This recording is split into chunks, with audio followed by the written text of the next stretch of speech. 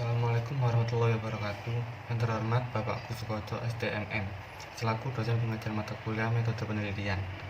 Pertama-tama, perkenalkan, nama saya Muhammad Fadil Zafran, NIM 01219042, kelas manajemen A. Di sini saya akan mempresentasikan hasil proposal penelitian yang berjudul Mekanisme Pengajuan Kredit Multiguna Pegawai pada PT Bank Pembangunan Daerah Jawa Timur (TBK) Kantor Cabang Surabaya. Latar belakang dari penelitian ini adalah bank merupakan badan usaha yang menghimpun dana dari masyarakat dalam bentuk simpanan dan juga menyalurkan kepada masyarakat dalam bentuk kredit dan atau bentuk lainnya dalam rangka meningkatkan taraf hidup masyarakat.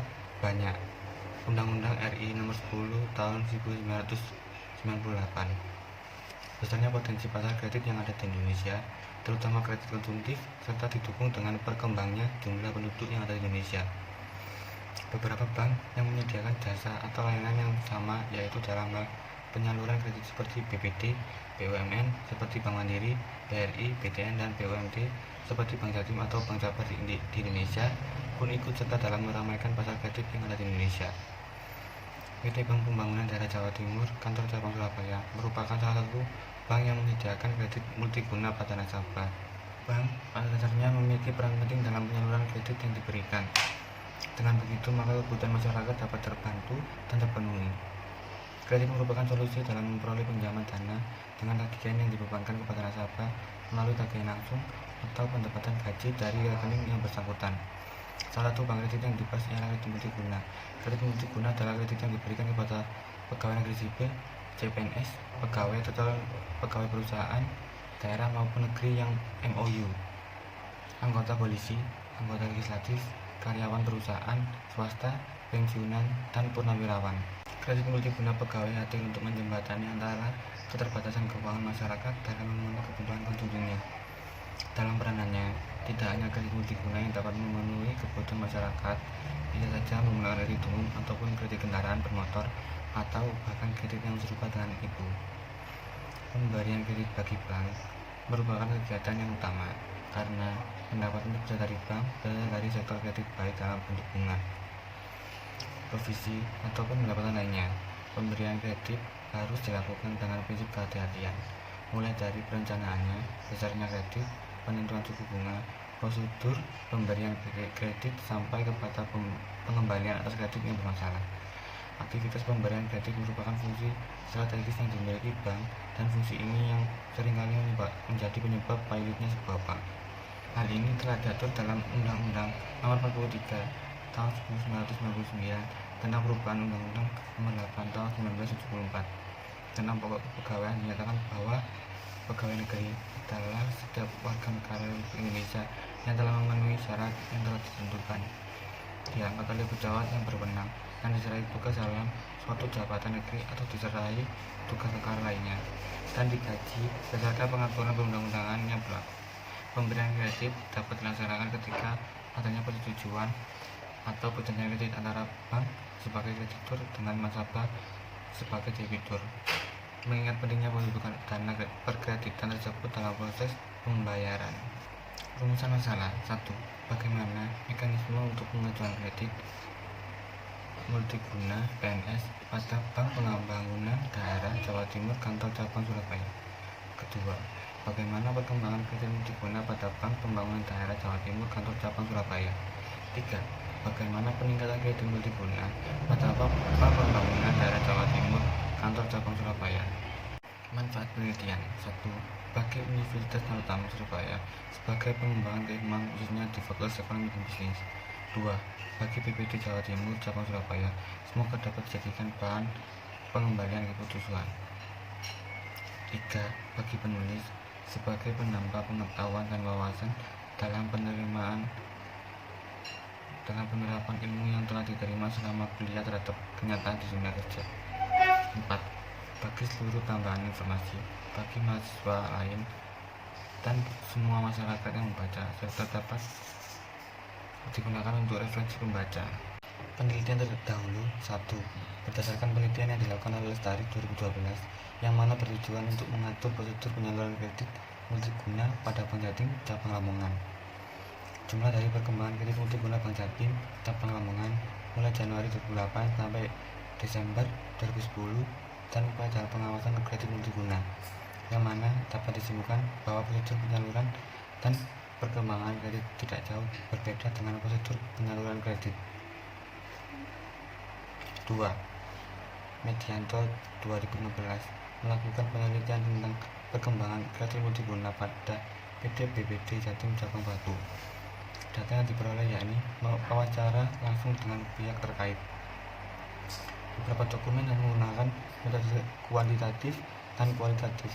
Hasil penelitian tersebut menghasilkan pembahasan mengenai perkembangan kredit multiguna pada PT BPD Cabang Batu. 3. Jerry 2006 telah melakukan penelitian dengan judul Kebijakan dan Prosedur Kredit Multiguna pada Bank Jatim Cabang Jombang. Penelitian ini bertujuan untuk mengetahui kebijakan dan prosedur kredit multiguna pada Bank Jatim Cabang Jombang. Kendala yang terjadi dalam pelaksanaan peminjaman kredit multiguna. Hasil dari penelitian ini menunjukkan bahwa dalam proses pengajuan kredit multiguna terdapat beberapa kebijakan dan prosedur yang harus dilakukan oleh Bank Jatim Cabang Jombang guna memperkecil kredit macet. 4. Muhammad Ilham Fatiludin 2015 melakukan penelitian dengan judul Prosedur Pemberian Kredit Multiguna PNS pada Bank Jatim Cabang Waru.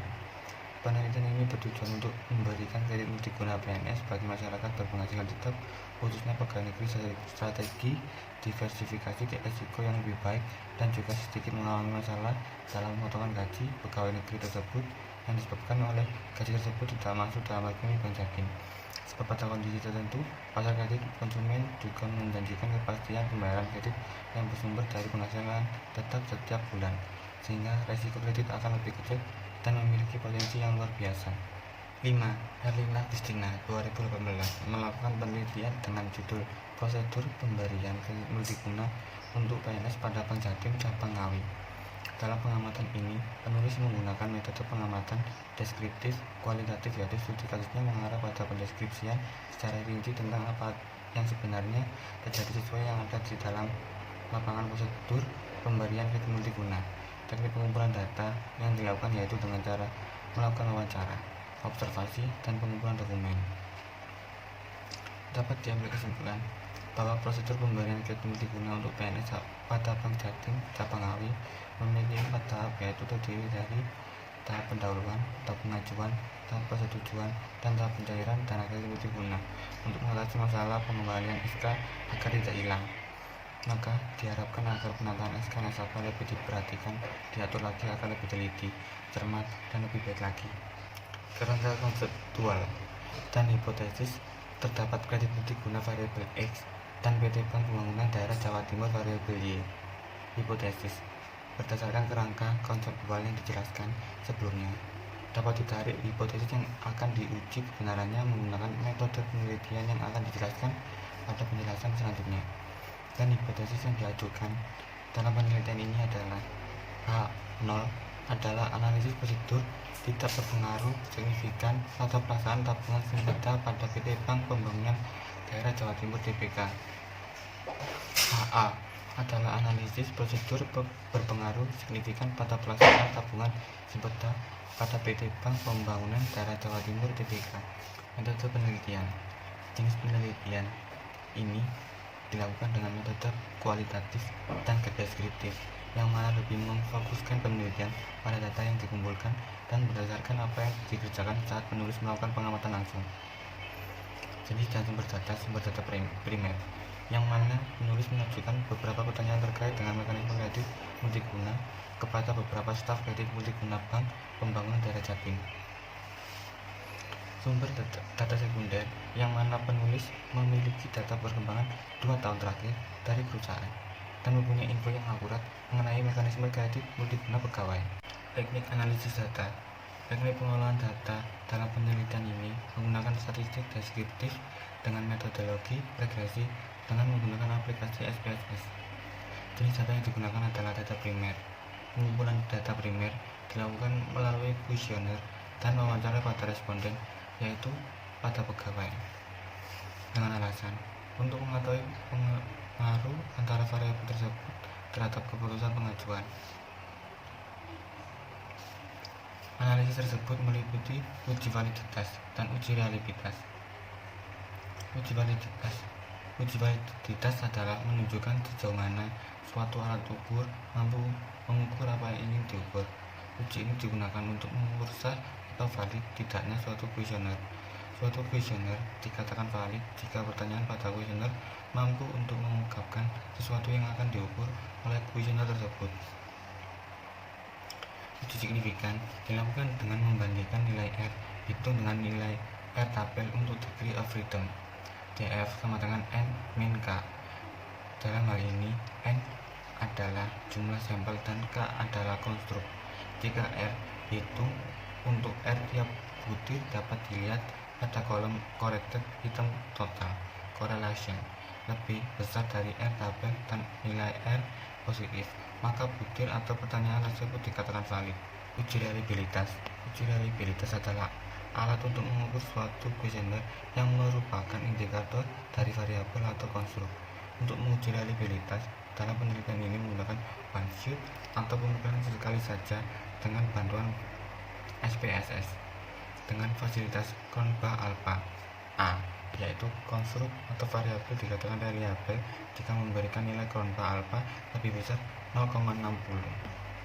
Berdasarkan data responder yang telah saya uji menggunakan aplikasi SPSS, di samping ini menunjukkan jika datanya valid dan juga uji reliabilitas dapat kita lihat bahwa hasil Cronbach alpha menunjukkan di atas 0,7, di mana hasil itu merupakan reliable.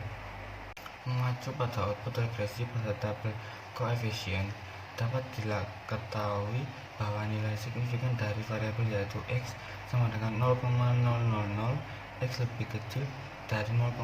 Hasil ini memberikan kesimpulan bahwa variabel X berpengaruh signifikan terhadap Y. Besarnya nilai R square yang terdapat pada tabel model summary adalah besar 0,422. Hal ini menunjukkan bahwa sumbangan pengaruh X terhadap Y adalah sebesar 42,2%, sementara sisanya yaitu 57,8%, merupakan kontribusi dari variabel-variabel lain yang tidak dimasukkan dalam penelitian. Sementara untuk nilai E1 dapat dicari dengan rumus E1 sama dengan akar kuadrat 1 min 0,422 sama dengan 0,578. Sekian presentasi proposal penelitian saya. Apabila ada kekeliruan atau kurang jelas, mohon dimaafkan. Saya akhiri. Wassalamualaikum warahmatullahi wabarakatuh. Terima kasih.